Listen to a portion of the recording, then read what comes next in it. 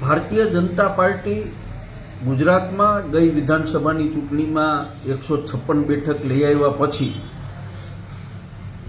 સત્તાના મદમાં ભારતીય જનતા પાર્ટીના પાયાના કાર્યકર્તાઓ કે જેમને પાર્ટી લોહી પરસેવો વહેવાવીને ઊભી કરી છે એવા કાર્યકર્તાઓની અવગણના થાય, એના સ્વમાન ઉપર ઘા થાય તો સ્વાભાવિક છે કે જેનામાં જમીર જેનું મર્યું ન હોય એવા ભારતીય જનતા પાર્ટીના કાર્યકર્તાઓ એની અવગણના થતાં પાર્ટી છોડીને પાર્ટીની સામે પડીને મેદાને આવ્યા છે અને એનો 100% ફાયદો કોંગ્રેસ પાર્ટીને થવાનો છે. જેતપુરમાં સુરેશભાઈની જે રીતના ટિકિટ કપાણી છે કઈ રીતના જોવું છે? હું સુરેશભાઈ કાયમી ધોરણે ભારતીય જનતા પાર્ટીના આગેવાન છે. હું એને બહુ સારી રીતે ઓળખું છું. તાકાતવાળો માણસ છે.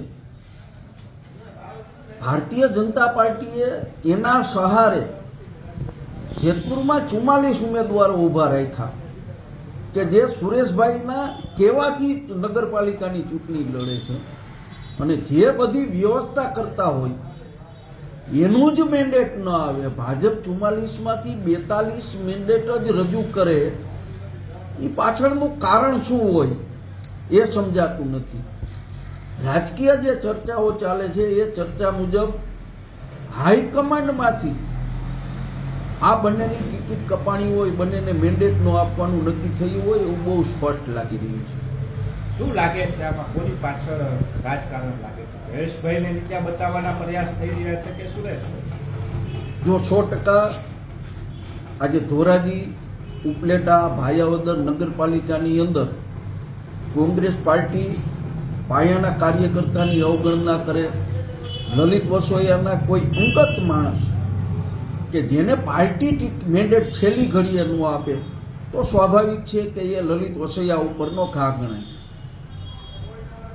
આગામી સમયમાં જેતપુરની રાજકારણને લઈને જે ફોર્મ પરત ખેંચવાની વાત આવે છે, કોંગ્રેસનું સ્ટેન્ડ શું રહેશે, કઈ રીતના? છેલ્લી રાજકીય પરિસ્થિતિ મુજબ ભારતીય જનતા પાર્ટીના તમામ ઉમેદવારો ફોર્મ પરત ખેંચવાની વાત છે. એમાં અપક્ષો પણ ફોર્મ પરત ખેંચી લેવા માટે સહમત છે. અમારી પાસે હજી કોઈ રાજકીય રીતે વાત નથી આવી, પણ જો સુરેશભાઈ અને એના 42 ઉમેદવારો અમારી આજે ડિસ્કશન અને ચર્ચા કરશે તો અમને રાજકીય રીતે ક્યાં બેનિફિટ થાય છે એ વિચારીને અમે નિર્ણય કરીશું.